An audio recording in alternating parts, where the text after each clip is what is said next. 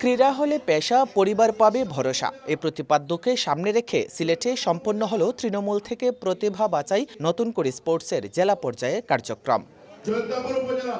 Football, cricket, kabaddi সহ 8টি ইভেন্টের সমাপনী ও পুরস্কার বিতরণী অনুষ্ঠিত হয়েছে। এতে প্রধান অতিথি হিসেবে উপস্থিত ছিলেন বাণিজ্যমন্ত্রী খন্দকার আব্দুল মুক্তাদির।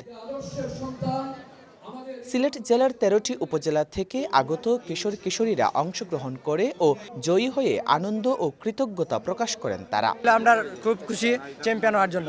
এটা প্রথম সিজন নতুন করে আর আমরা রানার্স আপ হইছি, অনেক ভালো লাগতেছে। চ্যাম্পিয়ন হইলে আরো ভালো হইতো। আমাদেরকে যে এত নিচ থেকে আমাদেরকে খুঁজে বের করার জন্য অবশ্যই অনেক অনেক ধন্যবাদ। ভালো লাগতেছে কারণ আমাদের এই প্রধানমন্ত্রী আমাদেরকে এই খেলাটার সুযোগ করে দেওয়ার কারণে তো আমরা তার কাছে কৃতজ্ঞ। নতুন করে স্পোর্টসে 2 মে 2012 থেকে 2 মে 2014 এর মধ্যে যেসব বালক বালিকাদের জন্ম তারাই এ প্রতিযোগিতায় অংশগ্রহণ করেছে। বিজয়ীদের মাঝে ট্রফি, মেডেল ও সনদ তুলে দেন অতিথিবৃন্দ।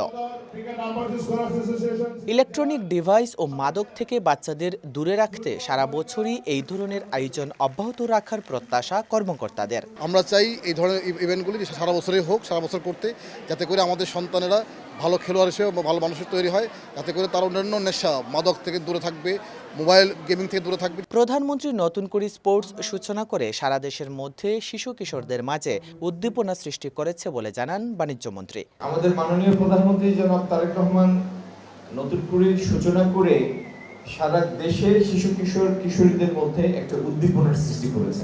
এই নতুন করে আমরা বছর বছর এগিয়ে নিয়ে যাব এবং বাংলাদেশে আমাদের শিশু কিশোরদের মধ্যে এটি একটি প্রতিষ্ঠিত প্রতিযোগিতার মাধ্যম হবে, আগামী দিনে খেলার মাধ্যম হবে, সেইভাবেই এই জিনিসটির বিকাশ করবে।